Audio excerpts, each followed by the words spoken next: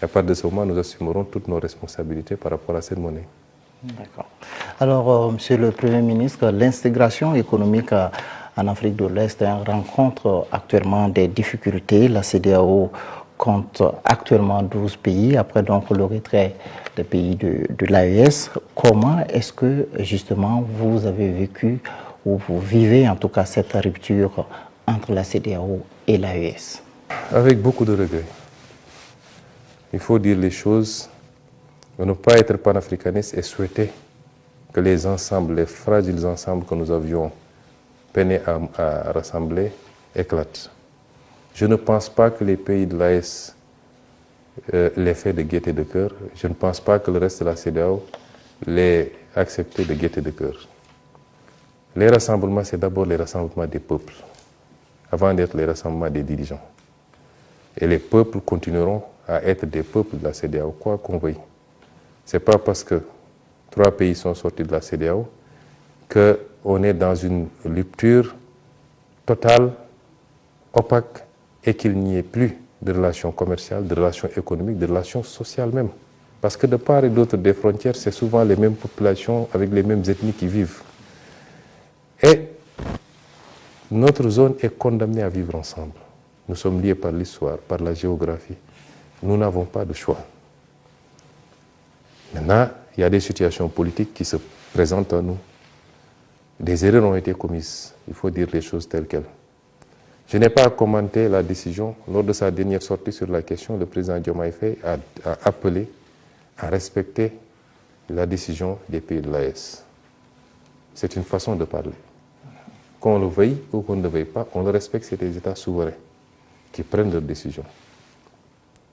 Des erreurs ont été commises à la base, je pense que principalement des erreurs de la CEDEAO dans la gestion d'un certain nombre de situations. Je l'ai dit quand j'étais opposant, je le redis aujourd'hui. Et je ne dis pas des choses pour plaire au pays de l'AES ou pour plaire à la CEDEAO. Je ne suis pas dans ces considérations-là. Malheureusement, nous sommes dans un manichéisme qui fait que de plus en plus le discours c'est « il est avec moi ou il est contre moi ». Vous pouvez être convergent sur 80%, 90%, il suffit que sur une question, il y ait des avis divergents et vous devenez, des avis divergents du moins, et vous devenez l'ennemi. Ce n'est pas ça. Nous devons aujourd'hui nous élever à la hauteur de nos responsabilités, tous tant que nous sommes. Je ne cherche pas à plaire aux uns et aux autres. Je reste fidèle à mes idées.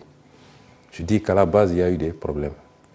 Quand il y a eu la prise de pouvoir au Mali, j'ai été le premier à faire un message de soutien absolu. Ce fut le cas ici, au Burkina Faso.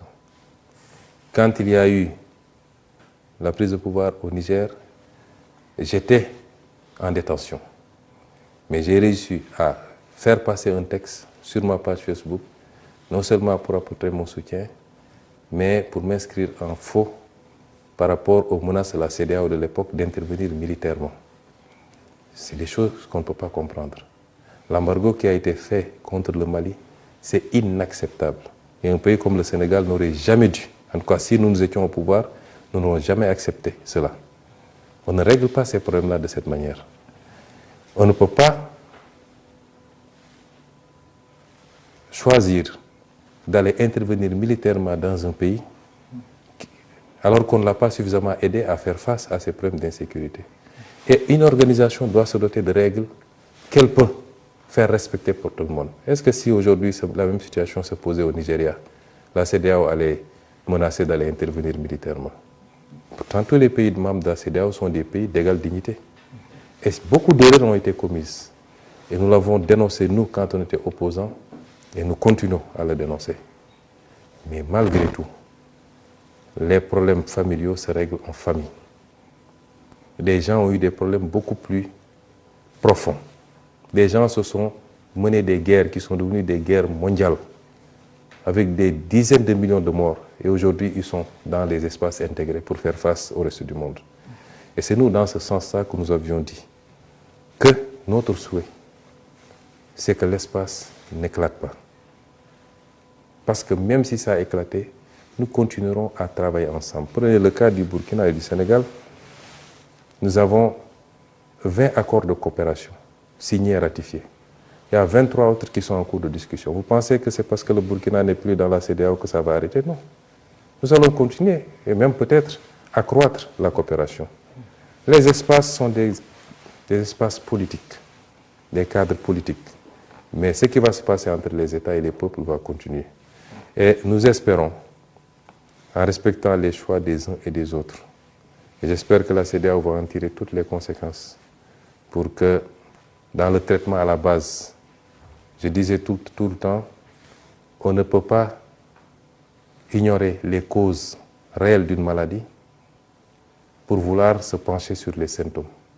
S'il y a coup d'État, qu'est-ce qui a amené les coups d'État? Et pourquoi, quand les gens font des tripotages constitutionnels, la CEDEAO ne parle pas? Quand des gens briment des opposants, la CEDEAO ne parle pas? Jusqu'à ce que certaines situations arrivent, on sort des communiqués, on fait des embargos et on menace d'intervenir militairement. C'est ces erreurs qui nous ont conduit à ça.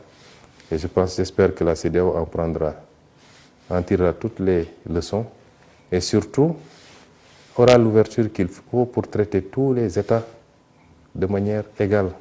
Il n'y a pas ici de grands ou de petits États, etc. Et peut-être sous ce chapitre, et je ne désespère pas, tôt ou tard, que les retrouvailles se fassent, parce que nous avons un destin commun.